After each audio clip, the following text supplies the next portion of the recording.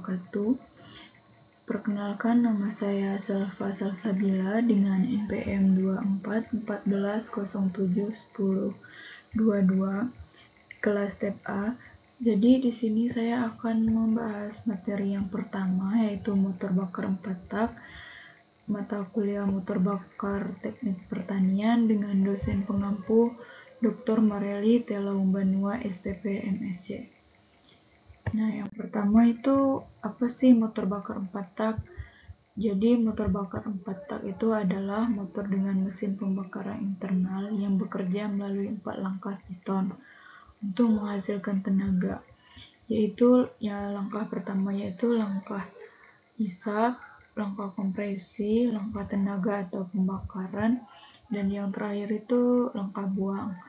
Nah, siklus ini menghasilkan efisiensi bahan bakar yang lebih baik dan emisi gas buang yang lebih rendah dibandingkan motor 2 tak.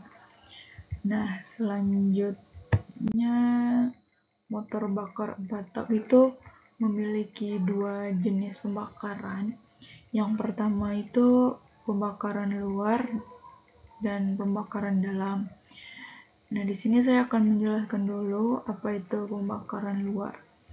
Nah, jadi pembakaran luar itu adalah proses pembakaran bahan bakar yang terjadi di luar mesin. Nah, jadi ini tuh terjadi di luar mesin ya guys. Dan panas hasil pembakaran digunakan untuk memanaskan fluida kerja seperti uap air. Contohnya pada mesin uap. Nah, terus pembakaran yang kedua itu ada pembakaran dalam. Ya, ini proses pembakaran bahan bakar yang terjadi di dalam ruang pembakaran mesin, sehingga hasil pembakaran langsung menghasilkan tenaga, contohnya pada mesin bensin dan diesel. Dan selanjutnya, nah ini ada cara kerja motor bakar 4 tak. Yang pertama, langkah hisap, kedua langkah kompresi, ketiga langkah tenaga, dan keempat langkah buang. Nah, jadi langkah hisap itu yaitu ketika piston bergerak ke bawah, katup masuk terbuka, dan campuran bahan bakarnya itu bahan bakar dan udaranya masuk ke dalam silinder.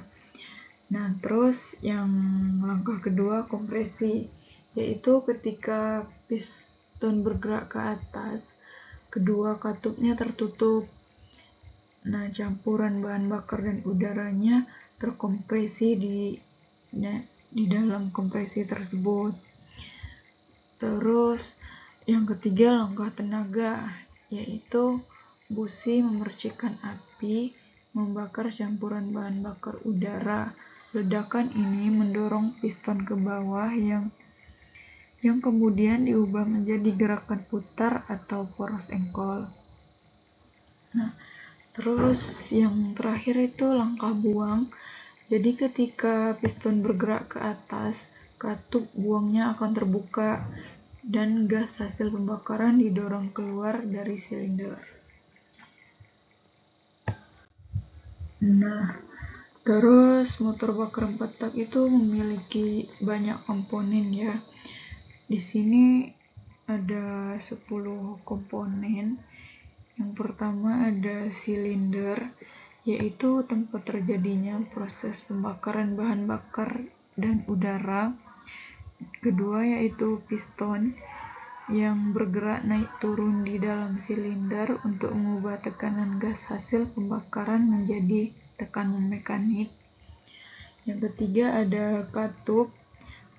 Nah, katup ini terdiri dari katup masuk dan katup buang yang mengatur masuknya campuran udara bahan bakar dan keluarnya gas sisa pembakaran. Yang keempat ada poros engkol, yaitu untuk mengubah gerak naik turunnya piston menjadi gerak putar.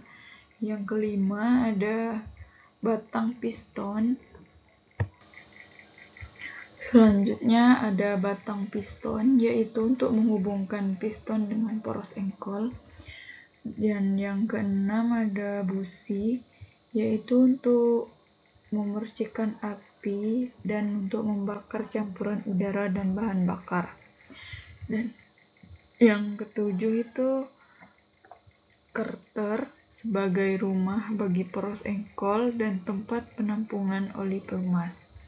Dan kedelapan itu ada sistem pendingin yang menjaga suhu mesin agar tetap stabil. 9. Sistem pelumasan itu untuk mengurangi gesekan antar komponen yang bergerak. Yang ke-10, sistem bahan bakar untuk menyuplai campuran bahan bakar dan udara ruang. Nah, di sini juga ada gambar menunjukkan komponen-komponen tersebut. Di bagian atas ini itu klep masuk atau hisap. Terus yang ini ada penutup klep. Dan ini saluran hisap, saluran silinder, pendinginan silinder, dan di bagian bawah sini ada blok mesin, dan yang kuning ini wadah oli. Ya, yang kuningnya itu oli, genangan oli. Terus bulat yang di tengah sini itu kruk as, terus dan yang bulatan satunya lagi di atas itu cranpin, bagian dari cranhead. Nah, terus di bagian atas tengah ini itu ada as atau poros cramp. Terus di bagian yang J ini klep buang. Terus ada busi, ada saluran buang, ada piston dan stang piston. Nah, dan selanjutnya motor bakar 4 tak ini memiliki kelebihan dan kekurangan. Nah, kelebihannya itu yang pertama, konsumsi bahan bakar lebih irit karena pembakarannya lebih efisien. Yang kedua, emisi gas buangnya lebih bersih dibanding motor 2 tak. Yang ketiga, umur mesin lebih panjang karena pelumasannya lebih baik. Nah, dan kekurangannya itu yang pertama, tenaga yang dihasilkan lebih kecil dibanding motor 2 tak dengan kapasitas yang sama. Dan yang kedua itu struktur mesin lebih rumit dan berat. Yang ketiga, biaya perawatan dan perbaikan cenderung lebih tinggi.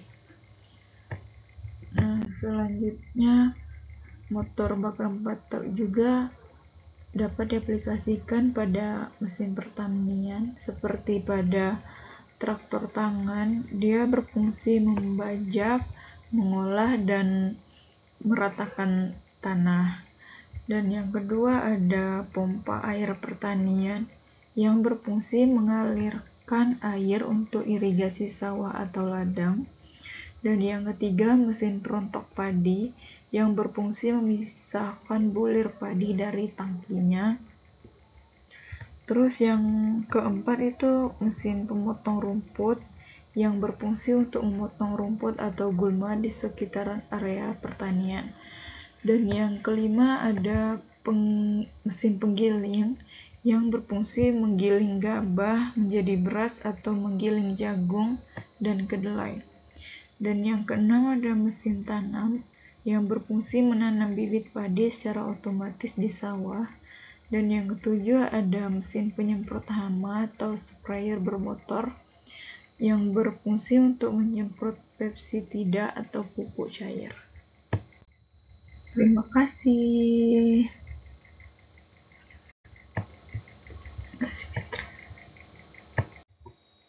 Baik, di sini saya akan menjelaskan materi yang kedua, yaitu tentang motor bakar 2 tak.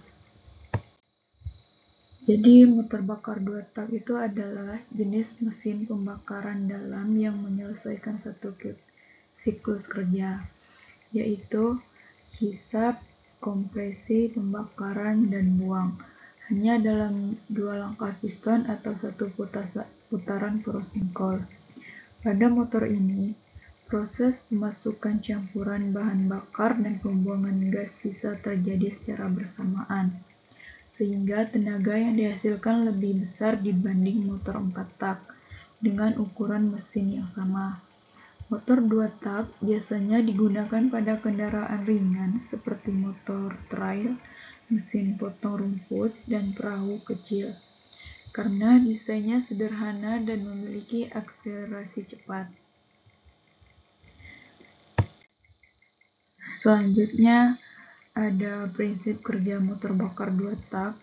Mesin 2 tak bekerja hanya dengan 2 langkah utama dalam satu siklus, yaitu langkah kompresi dan langkah tenaga atau pembakaran. Nah, di sini ada gambar langkah hisap dan langkah kompresi, yaitu terdapat lubang buang, saluran transfer, bak engkol, terus ada saluran isap campuran udara bensin dan oli 2T. Dan terus pada pembakaran dan buang itu terdapat lubang buang, saluran isap, saluran transfer terbuka. Nah, di sini saya akan menjelaskan langkah yang pertama, yaitu kompresi dan isap, yaitu ketika piston bergerak dari bawah ke atas, campuran bahan bakar dan udara di dalam silinder terkompresi. Pada saat yang sama, di ruangan bakar bawah piston atau karter, terjadi proses pengisapan campuran bahan bakar baru dari karburator. Terus, langkah yang kedua yaitu usaha dan buang, yaitu terjadi saat proses pembakaran di saat piston hampir mencapai tema. Busi memercikkan api, membakar campuran yang sudah terkompresi. Terus selanjutnya, gerakan piston. Ledakan ini menghasilkan tekanan tinggi yang mendorong piston turun kembali ke TMB dengan cepat. Gerakan ini menghasilkan tenaga yang diputar oleh poros engkol. Selanjutnya ada poros buang dan transfer. Saat piston bergerak ke bawah, secara otomatis akan membuka lubang buang dan lubang transfer.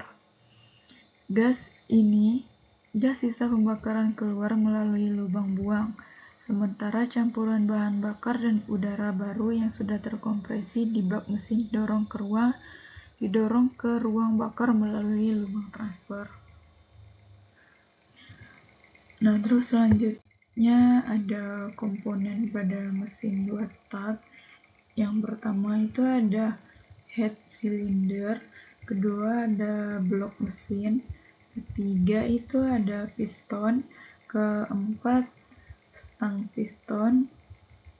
Nah, di sini saya akan menjelaskan terlebih dahulu 4 komponen ini, karena jika slide-nya sudah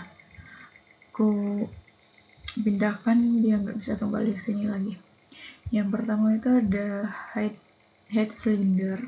Pada sistematis mesin 2 tak, head cylinder memiliki dua fungsi, yaitu menutup rongga silinder dan tempat terjadinya pembakaran. Berbeda dengan mesin 4 tak, pada jenis ini silinder tidak menggunakan klep dan juga noken as.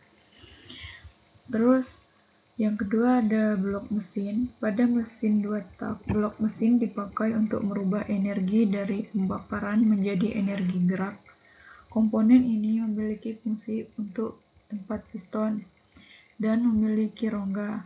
Pada bagian dalamnya, piston pada mesin 2 tak akan bergerak naik turun seiring dengan pembakaran yang terjadi pada silinder head. Yang ketiga ada piston. Piston merupakan sebuah komponen yang ada pada mesin 2 dan 4 tak. Komponen ini memiliki bentuk tabung yang memiliki ukuran diameter tertentu. Piston terletak pada bagian dalam rongga silinder yang berfungsi piston adalah mengatur besar atau kecilnya ruang bakar. Yang keempat itu ada stang piston. Stang piston atau connecting roda merupakan sebuah penghubung antar piston dengan poros engkol. Di saat piston bergerak ke atas dan ke bawah, maka yang menghubungkannya dengan poros engkol yaitu stang piston. Nah, terus ini ada lanjutan dari komponen motor 2 tak. Yang kelima itu ada poros engkol. Komponen ini memiliki cara kerja yang hampir sama dengan pedal sepeda. Pada sistem mesin 2 tak, kaki yang mengunyah sepeda dapat dianggap sebagai piston dan connecting rod. Komponen ini harus memiliki daya tahan dan kekuatan untuk menahan dorongan piston ke bawah. Yang keenam itu ada intake port. Pada mesin 2 tak, intake port merupakan sebuah saluran untuk tempat masuknya campuran bensin dan udara menuju poros engkol. Pada siklus pembakaran mesin 2 tak, campuran bensin akan disalurkan menuju ruang bakar setelah selesai satu siklus pembakaran. Dan yang ketujuh itu ada komponen exhaust port, yaitu exhaust port merupakan sebuah lubang yang merupakan saluran untuk gas buang pada sisa pembakaran mesin. Terus yang kedelapan itu ada transfer port. Fungsi dari transfer port pada mesin 2 tak adalah tempat mengalirnya campuran udara dan bensin dari karburator menuju ruang bakar. Terus yang terakhir itu busi. Pada sistem mesin 2 tak dan 4 tak, busi memiliki fungsi yang sama, yaitu sebagai komponen yang memberi percikan api untuk pembakaran. Pada mesin 2 tak, busi biasanya berada tepat di tengah lubang silinder. Hal ini mengakibatkan pembakaran pada mesin 2 tak lebih terpusat. Nah, terus motor bakar 2 tak juga memiliki kelebihan dan kekurangan. Nah, kelebihan pada motor 2 tak ini tenaganya lebih besar karena pembakaran terjadi setiap satu putaran poros engkol. Yang kedua, desain mesin lebih sederhana dan ringan. Yang ketiga, perawatan mudah dan biaya perbaikan relatif murah. Terus motor 2 tak juga memiliki kekurangan. Yang pertama, boros bahan bakar karena setiap langkah kerja menghasilkan tenaga sehingga pembakaran lebih sering terjadi. Dan kedua, itu emisi gas buang tinggi karena poros pembakaran tidak sempurna dan oli ikut terbakar. Yang ketiga, umur mesin lebih pendek akibat pelumasan yang kurang efisien. Yang keempat, suara mesin lebih bising karena sistem pembuangannya sederhana. Yang kelima, torsi tidak stabil pada kecepatan rendah.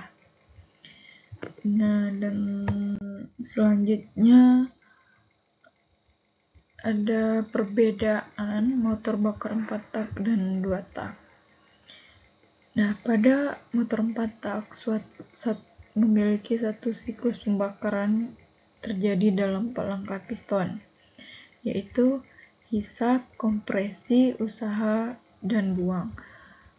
Ini lebih irit bahan bakar, emisi lebih bersih, dan mesin lebih awet. Dan untuk motor 2 tak itu terdapat satu siklus pembakaran terjadi dalam 2 langkah piston, lebih bertenaga dan ringan, tetapi boros bahan bakar, asap banyak, dan umur mesin lebih pendek.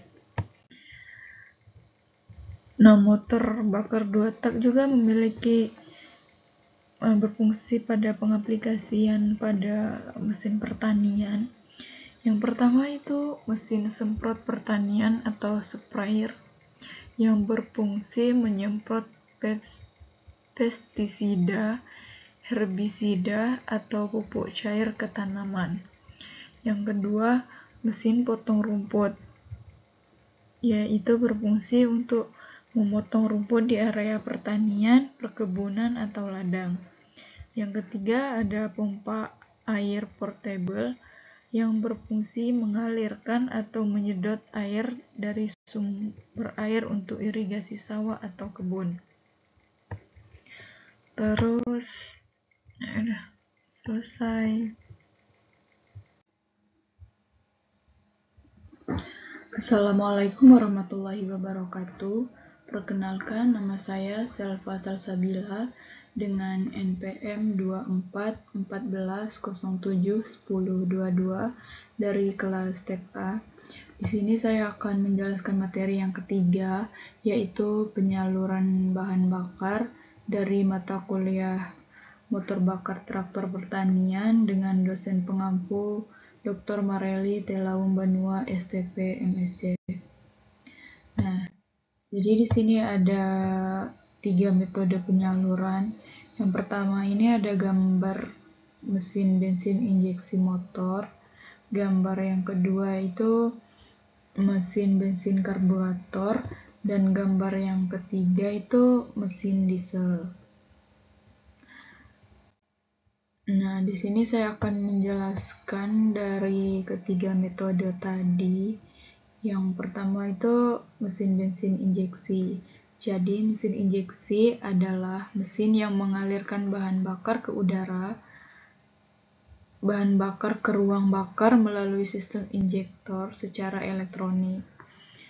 Injektor akan menyemprotkan bahan bakar dalam jumlah dan waktu yang tepat sesuai perintah ECU atau Electronic Control Unit. Nah, yang kedua itu mesin bensin karburator. Jadi mesin bensin karburator itu adalah mesin yang mencampurkan udara dan bahan bakar di dalam karburator sebelum ke ruang bakar. Campuran ini diatur oleh bukaan katup gas atau throttle. Terus yang ketiga itu mesin diesel. Jadi mesin diesel itu mesin pembakaran dalam yang menggunakan bahan bakar solar atau diesel dan bekerja dengan sistem perawatan kompresi, yang artinya bahan bakar disemprotkan ke udara yang sudah dikompresi hingga sangat panas sehingga terbakar tanpa busi. Nah, selanjutnya 3 metode tadi itu memiliki ciri-ciri utama. Jadi pada mesin injeksi, yaitu dia memiliki ciri pembakarannya lebih efisien, irit bahan bakar, dan emisi gas buang lebih rendah. Terus pada mesin karburator, yaitu sistemnya mekanis, sederhana, dan mudah diperbaiki tanpa konsumsi bahan bakar yang kurang efisien dibanding sistem injeksi. Terus pada mesin diesel dia memiliki ciri-ciri torsinya besar, terus efisien untuk beban berat, dan sering digunakan pada kendaraan besar serta alat pertanian.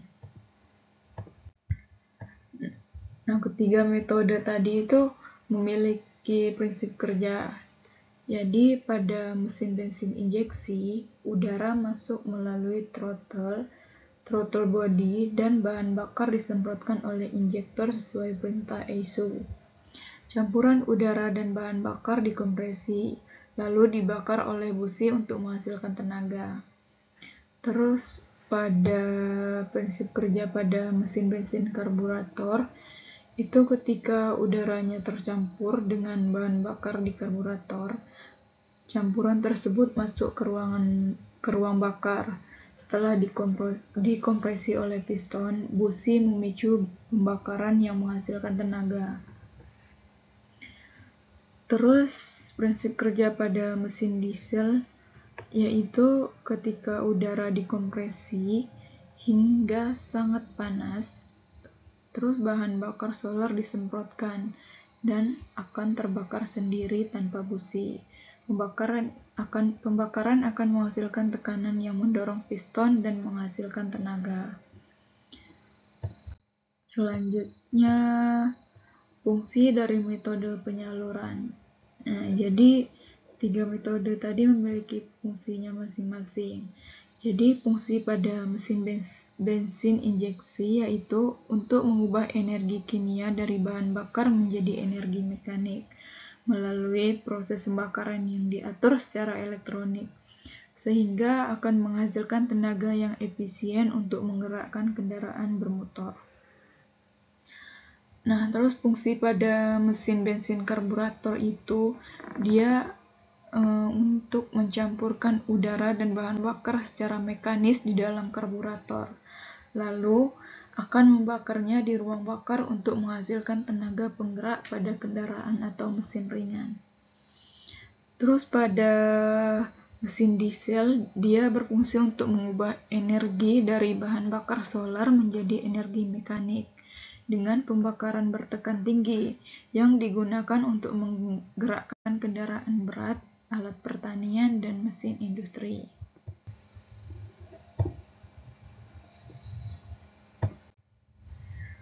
Terus kelemahan dari 3 mesin itu, yang pertama kelemahan pada mesin bensin injeksi yaitu biaya perawat dan perbaikannya lebih mahal karena sistemnya menggunakan komponen elektronik yang rumit serta memerlukan alat khusus untuk diagnosis kerusakan.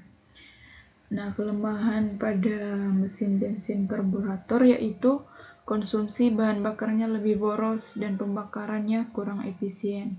Selain itu, performanya mudah terpengaruhi oleh kondisi cuaca atau ketinggian tempat. Terus kelemahan pada mesin bensin injeksi yaitu biaya perawatan dan perbaikannya lebih mahal karena sistemnya menggunakan komponen elektronik yang rumit serta memerlukan alat khusus untuk diagnosis kerusakan. Terus di sini juga ada cara perawatan mesin. Perawatan mesin bensin injeksi, mesin bensin karburator, dan mesin diesel dilakukan dengan menjaga kebersihan sistem bahan bakar, seperti mengganti oli serta filter secara rutin. Terus memeriksa komponen pentingnya seperti injektor, karburator, dan sistem injeksi solar, serta melakukan servis berkala agar performa mesin tetap optimal dan tahan lama. Selanjutnya ada, ini udah terakhir ya. Nah, jadi kesimpulan dari ketiga metode tadi yaitu mesin bensin injeksi, mesin bensin karburator, dan mesin diesel sama-sama berfungsi untuk mengubah energi bahan bakar menjadi tenaga mekanik, namun memiliki sistem kerja yang berbeda. Mesin bensin injeksi lebih modern dan efisien. Mesin bensin karburator lebih sederhana namun boros. Sedangkan mesin diesel lebih kuat dan hemat bahan bakar tetapi memiliki getaran dan suara yang lebih besar. Jadi dari ketiga metode tadi itu memiliki perbedaannya masing-masing tapi juga sama ya, dan memiliki fungsi yang sama. Cukup sekian materi penyaluran bahan bakar dari saya ucapkan terima kasih. Wassalamualaikum warahmatullahi wabarakatuh. Assalamualaikum warahmatullahi wabarakatuh. Perkenalkan, nama saya Selva Salsabila dengan NPM 2414071022 dari kelas TEP A. Jadi di sini saya akan menjelaskan tentang materi sistem pelumasan dan sistem pendinginan. Mata kuliah motor bakar traktor pertanian dengan dosen pengampu Dr. Mareli Telaung Banua, STP MSc.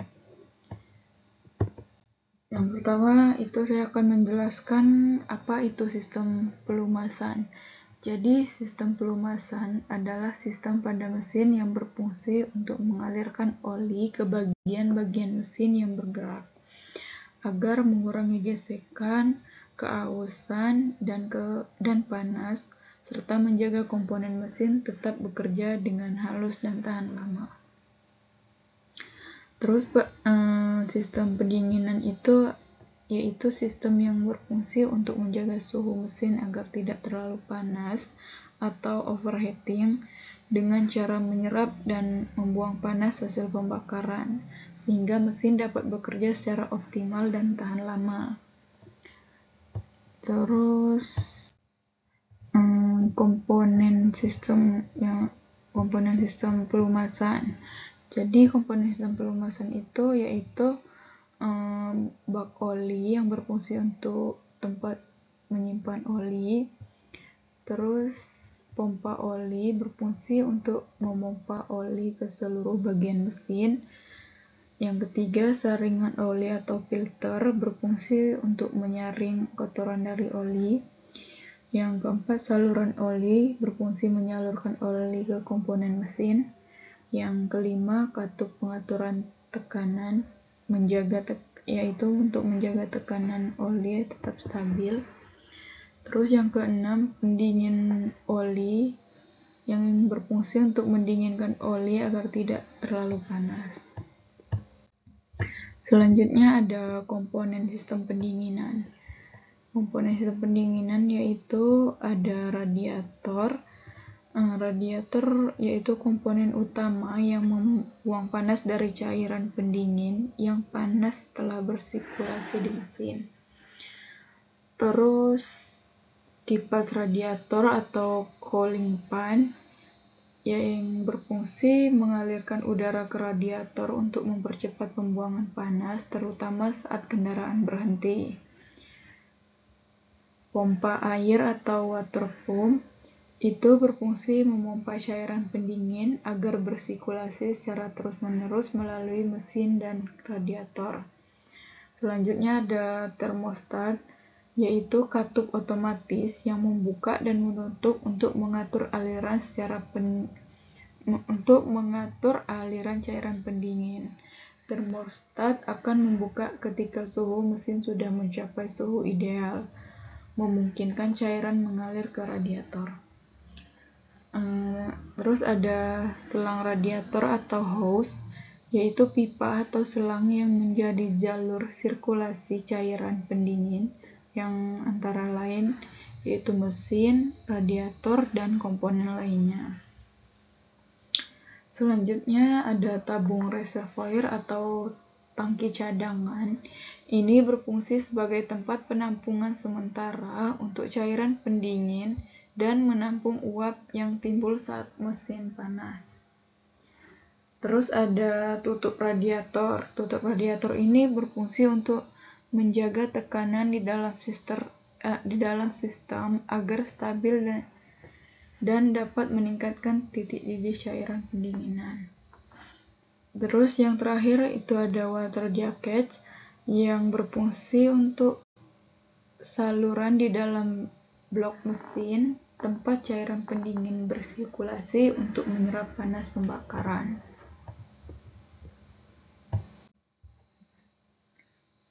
Selanjutnya ada prinsip kerja sistem pelumasan dan sistem pendinginan.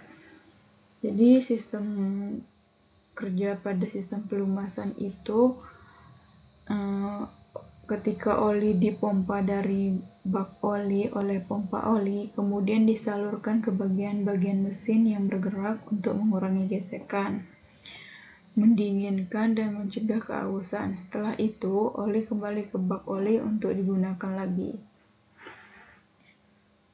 Terus sistem kerja pada sistem pendinginan yaitu ketika air atau udara menyerap panas dari mesin melalui jaket air atau sirip pendingin, lalu panas dibuang ke lingkungan melalui radiator atau udara luar, sehingga suhu mesin tetap stabil dan tidak overheat.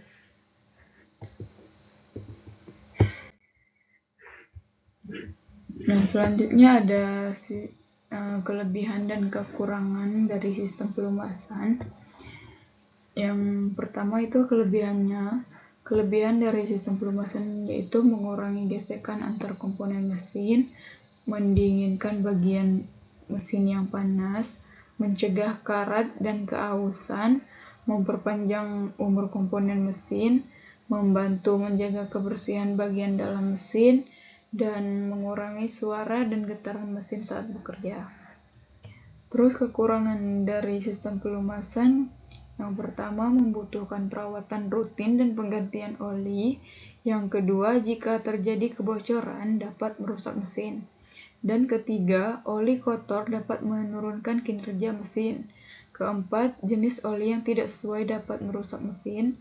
Dan yang kelima, biaya perawatan dan penggantian oli cukup rutin. Dan yang terakhir, sistem pelumasan kompleks biasanya menimbulkan kerusakan jika pompa oli gagal bekerja. Selanjutnya, kelebihan dan kekurangan pada sistem pendinginan. Kelebihan dari sistem pendinginan yaitu menjaga suhu mesin agar tetap stabil selama beroperasi. Yang kedua, mencegah terjadinya overheat yang bisa merusak komponen mesin. Dan yang ketiga, itu meningkatkan efisiensi pembakaran dan umur mesin. Nah, sistem pendinginan juga tidak hanya memiliki kelebihan, tetapi dia juga memiliki kekurangan. Yang pertama, kekurangan dari sistem pendinginan, dia membutuhkan perawatan rutin seperti pengecekan cairan pendinginan atau kipas. Yang kedua, jika terjadi kebocoran pada sistem, mesin bisa cepat panas. Terus yang ketiga, beberapa sistem seperti pendinginan air membutuhkan komponen tambahan yang rumit dan mahal.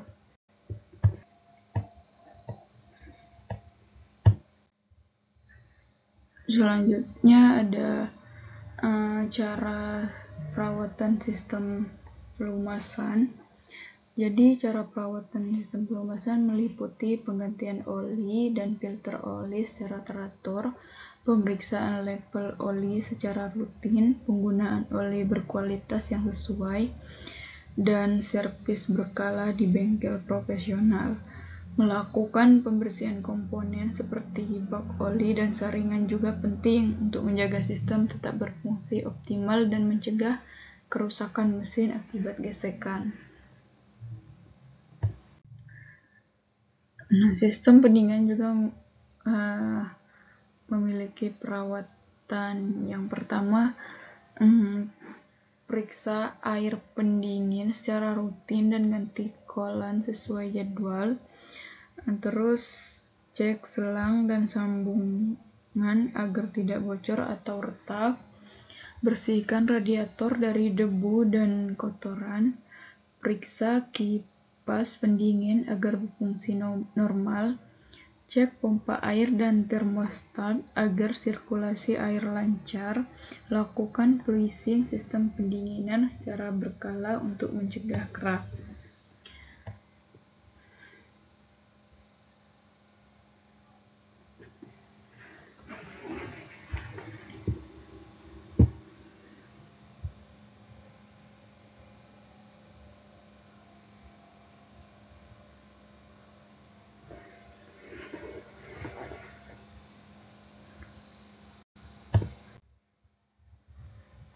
Nah, sistem pelumasan dan pendinginan memiliki perbedaan. Sistem pelumasan dan sistem memiliki fungsi yang berbeda, namun saling mendukung dalam menjaga kinerja mesin. Nah, untuk sistem pelumasan, dia berfungsi untuk mengurangi gesekan antar komponen mesin dengan cara menyalurkan oli ke bagian-bagian yang bergerak. Oli ini tidak hanya melumasi, tetapi juga membantu membersihkan kotoran, mencegah karat, dan mengurangi keausan pada komponen mesin. Nah, pada sistem pendinginan, dia berfungsi untuk menjaga suhu mesin agar tidak terlalu panas. Sistem ini bekerja dengan mengalirkan air atau cairan pendingin melalui saluran di sekitar mesin untuk menyerap panas. Kemudian membuangnya ke udara melalui radiator.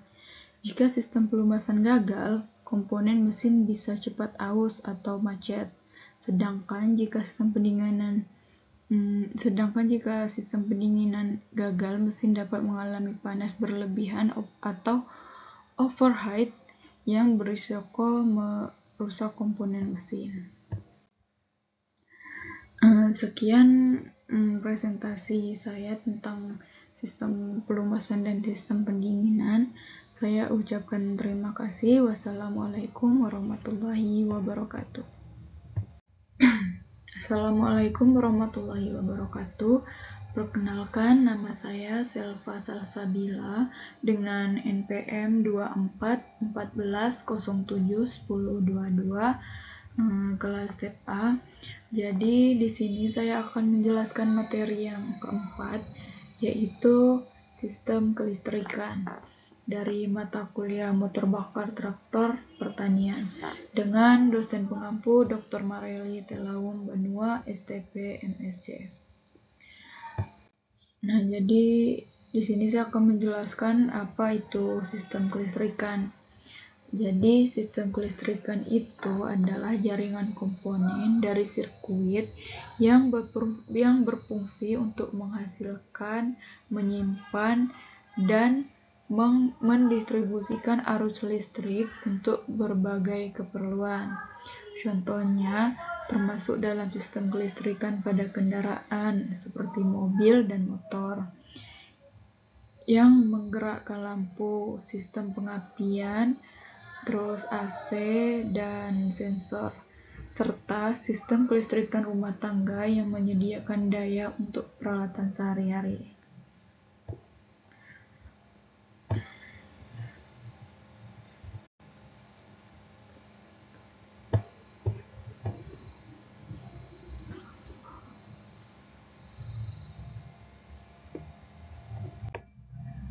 Nah, terus sistem kelistrikan juga memiliki fungsi. Fungsi sistem kelistrikan adalah untuk menghasilkan, menyimpan, mengatur, dan menyalurkan arus listrik guna mengoperasikan berbagai komponen pada kendaraan atau mesin. Secara lebih rinci, fungsi kelistrikan meliputi. Jadi fungsi yang pertama itu untuk menghidupkan mesin melalui sistem starter atau starter ya. Dan yang kedua itu untuk menyuplai listrik ke sistem pengapian agar mesin dapat bekerja. Yang ketiga memberi penerangan seperti lampu depan, lampu rem, dan lampu indikator. Yang keempat mengisi daya aki melalui sistem pengapian. Yang ketiga, mengoperasikan komponen elektronik lain seperti klakson, wiper, dan sistem sensor. Terus, sistem kelistrikan juga memiliki 3 jenis. Yang pertama, arus searah, arus bolak-balik, arus statis. Jadi, arus searah itu arus listrik yang mengalir satu arah saja, dari kutub positif ke kutub negatif. Jenis ini biasanya digunakan pada aki, baterai, dan sistem kelistrikan kendaraan. Yang kedua itu arus bolak-balik atau AC. Arus ini arus listrik yang berubah arah, berbeda dengan arus searah. Jadi arus searah itu arusnya mengalir hanya satu arah. Jadi kalau arus bolak-balik itu dia arusnya berubah secara periodik, umumnya digunakan pada listrik rumah tangga dan industri seperti yang disalurkan oleh PLN. Yang ketiga itu listrik statis. Nah, listrik statis ini listrik yang tidak mengalir, seperti petir atau muatan listrik pada balon yang digosokkan ke rambut.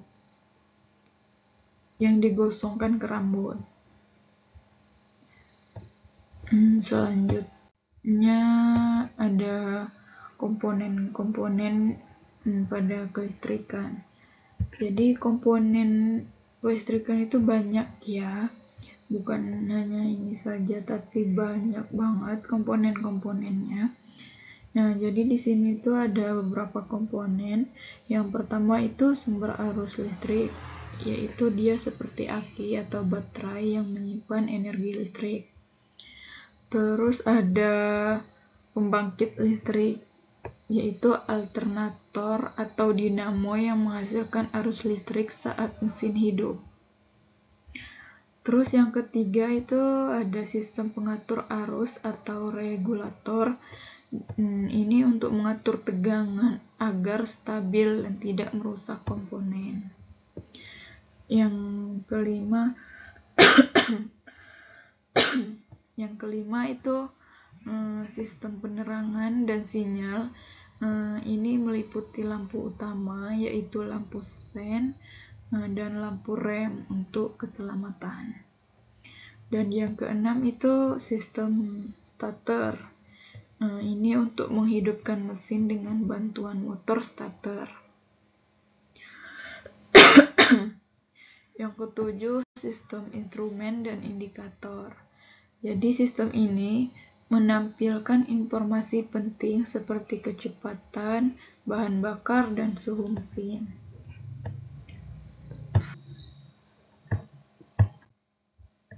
Selanjutnya ada manfaat kelistrikan.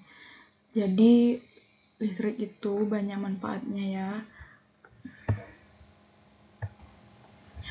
Selanjutnya manfaat kelistrikan. Jadi listrik itu sangat banyak sekali manfaatnya dalam kehidupan sehari-hari.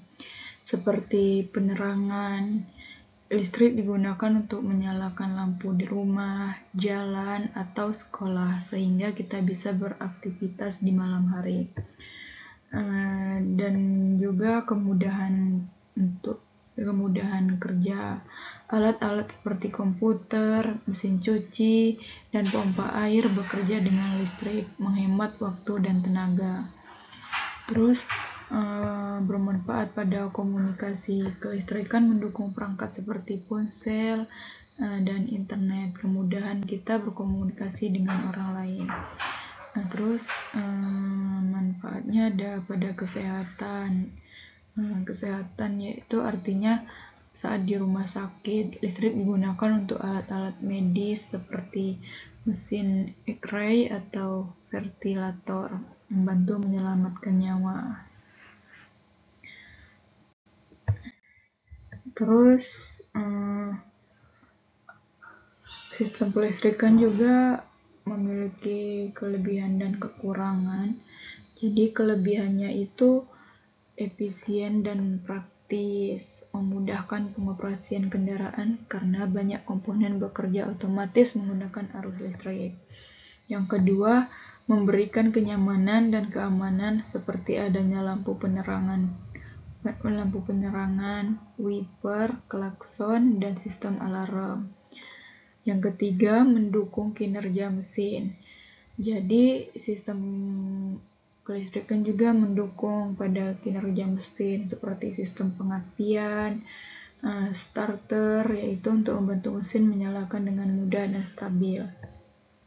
Terus yang keempat, meningkatkan teknologi kendaraan, yaitu untuk memungkinkan penggunaan fitur modern seperti sensor, ABS, dan sistem injeksi. Terus di sini juga ada sistem kelistrikan juga memiliki kekurangan.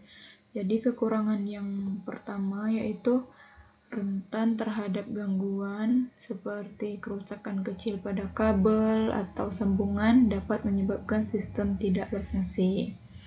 Terus sulit diperbaiki tanpa alat khusus. Jadi untuk beberapa komponen elektronik membutuhkan alat diagnosa untuk mendeteksi kerusakan. Terus yang ketiga, itu tergantung pada kondisi aki. Jika akinya lemah atau rusak, hampir semua sistem kelistrikan tidak bisa bekerja dengan baik dan tidak berfungsi. Terus yang keempat, biaya perawatannya lebih tinggi karena komponen listrik dan elektronik umumnya lebih mahal dan sensitif. Di sini ada kesimpulannya. Jadi kesimpulan dari sistem kelistrikan yaitu bahwa sistem ini berperan sangat penting dalam menunjang kinerja mesin dan kenyamanan kendaraan. Sistem kelistrikan berfungsi untuk menghasilkan, menyimpan, dan menyalurkan arus listrik ke berbagai komponen seperti sistem pengapian, starter, penerangan, dan peralatan pendukung lainnya.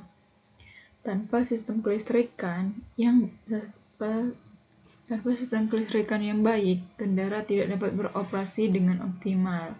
Oleh karena itu, perawatan dan pengecekan rutin serta diperlukan agar sistem kelistrikan tetap bekerja dengan baik dan aman. Sekian presentasi dari saya, semoga bermanfaat. Saya ucapkan terima kasih. Wassalamualaikum warahmatullahi wabarakatuh. Assalamualaikum warahmatullahi wabarakatuh.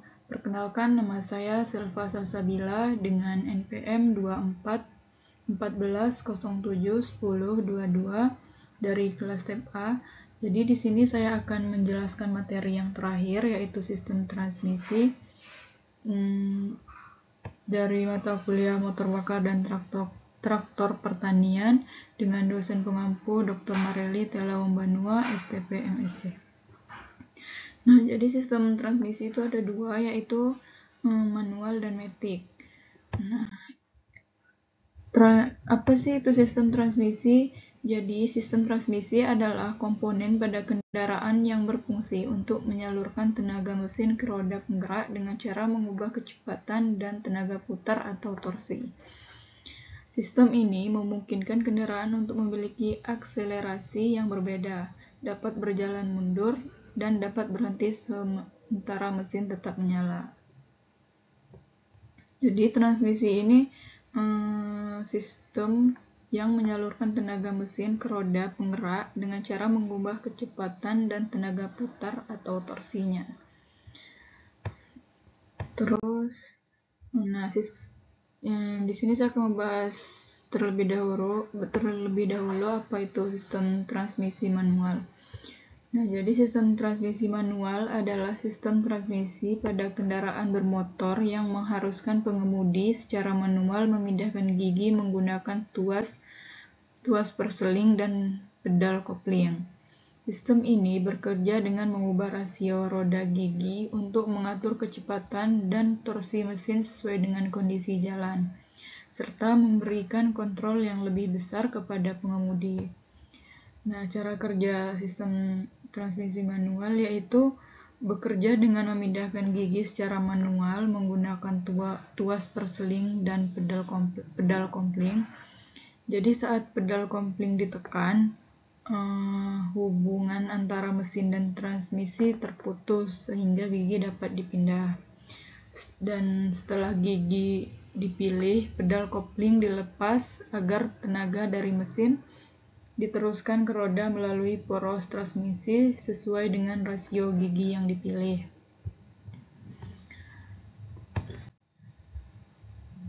Selanjutnya saya akan membahas komponen-komponen transmisi manual. Jadi komponen pada transmisi manual itu ada 10. Yang pertama input sub, kedua front bearing, ketiga counter sub, keempat synchronizer, yang kelima blocking ring, yang keenam gear dog teeth, yang ketujuh shift fork, ke-8 shift rail, seterusnya output sub, dan yang terakhir reverse ladder. Nah, di sini saya akan membahas apa fungsi dari input sub. Jadi ketika poros yang menerima tenaga putar langsung dari mesin melalui kopling. Terus front bearing yaitu bantalan di bagian depan yang menopang input sub agar berputar halus. Terus counter sub yaitu poros yang berisi roda gigi pasangan dari input sub untuk merusak tenaga. Synchronizer yaitu menyamakan kecepatan putaran antara gigi dan poros agar perpindahan gigi halus.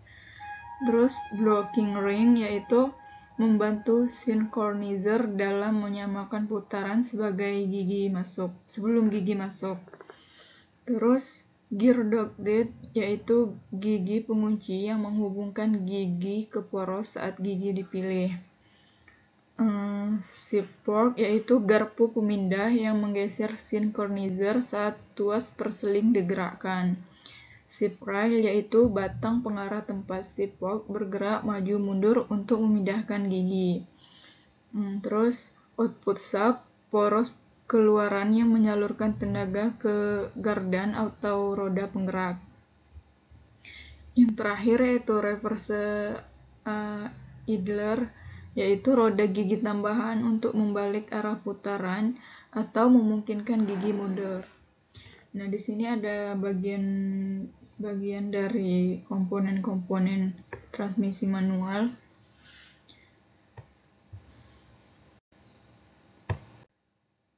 Nah, selanjutnya di sini saya akan membahas transmisi matic. Transmisi matic yaitu sistem perpindahan gigi otomatis pada kendaraan yang tidak memerlukan pengemudi mengoperasikan pedal kopling secara manual. Sistem ini secara otomatis mengganti gigi berdasarkan kecepatan mobil dan tekanan pada pedal gas, sehingga pengoperasian kendaraan menjadi lebih mudah dan nyaman, terutama di lalu lintas padat. Transmisi matic dapat dijumpai pada mobil maupun motor atau juga motor matic, atau juga disebut sebagai motor matic. Terus ada cara kerja pada sistem transmisi matic. Yang pertama, perpindahan otomatis, yaitu sistem akan secara otomatis memindahkan gigi naik saat akselerasi dan turun saat deselerasi berdasarkan kebutuhan laju kendaraan dan input dari pedal gas. Yang kedua, mengurangi beban pengemudi. Pengemudi hanya perlu menginjak gas dan rem karena perpindahan gigi yang sebelumnya memerlukan injakan kopling dan penggeseran tuas kini dilakukan oleh sistem. Jadi sistem transmisi ini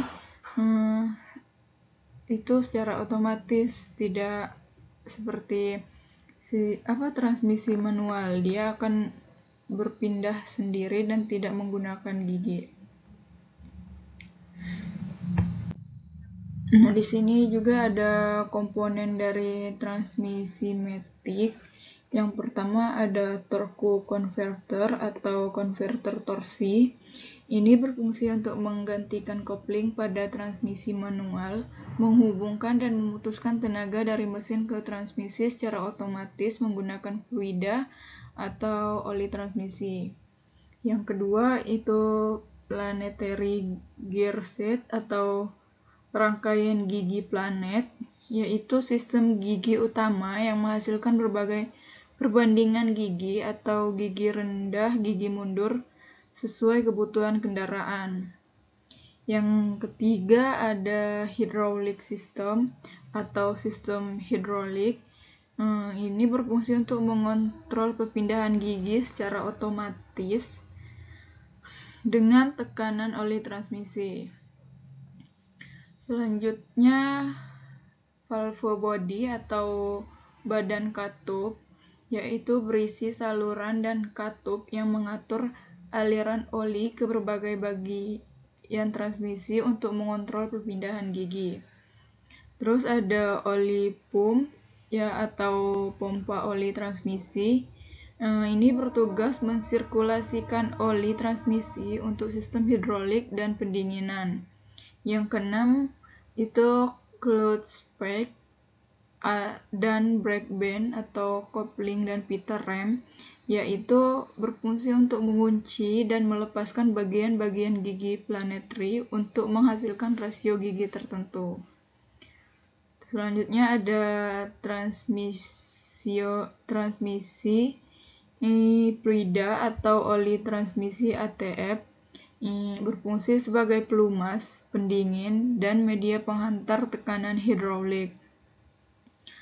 Selanjutnya Electronic Control Unit atau TCU atau ECU transmisi, yaitu berfungsi untuk mengatur perpindahan gigi secara elektronik berdasarkan sinyal dari sensor, kecepatan, posisi throttle, dan suhu.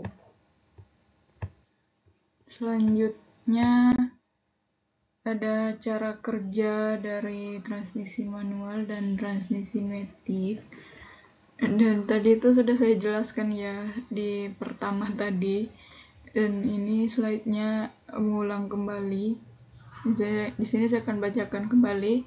Jadi cara kerja transmisi manual bekerja dengan Pemindahan gigi dilakukan oleh pengemudi secara langsung menggunakan kopling dan tuas perseling.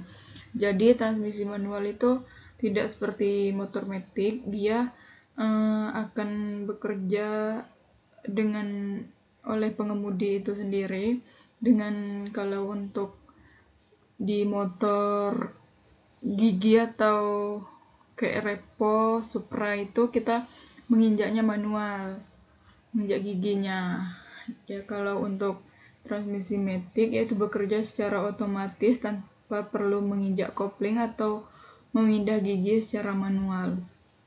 Nah, jadi motor matic itu kayak pada motor Beat, Vario, Scoopy, dia tidak perlu menginjak kopling atau memindahkan gigi karena dia sudah otomatis dan kita hanya menarik gasnya saja dia sudah berjalan. Nah, di sini ada cara perawatan sistem transmisi manual dan matic. Jadi, perawatan sistem transmisi manual dan matic perlu dilakukan secara rutin agar kinerjanya tetap optimal.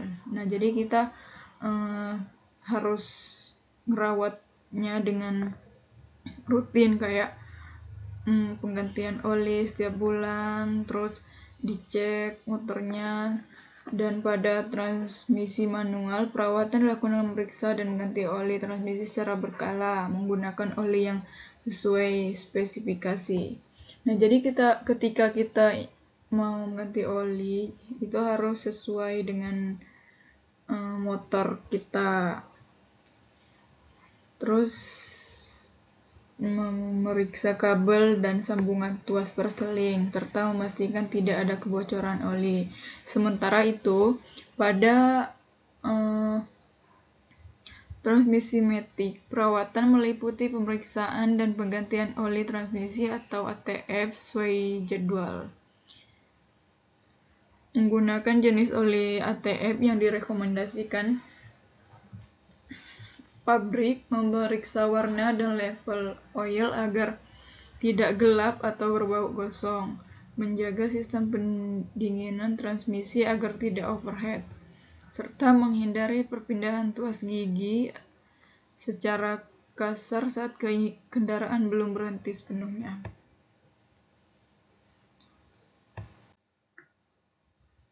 Nah, jadi kesimpulan dari sistem transmisi manual dan transmisi matic yaitu sama-sama berfungsi untuk meneruskan serta mengatur tenaga dari mesin ke roda agar kendaraan dapat berjalan dengan efisien. Jadi perbedaannya itu terletak pada cara pengoperasiannya. Transmisi manual memerlukan perpindahan gigi secara langsung oleh pengemudi menggunakan kopling, sedangkan transmisi matic dia bekerja otomatis dengan bantuan sistem hidrolik dan elektronik. Keduanya memiliki kelebihan dan kekurangannya masing-masing, namun keduanya tetap memerlukan perawatan rutin agar performa kendaraan tetap optimal dan umur komponen lebih panjang. Sekian presentasi dari saya. Saya ucapkan terima kasih. Wassalamualaikum warahmatullahi wabarakatuh.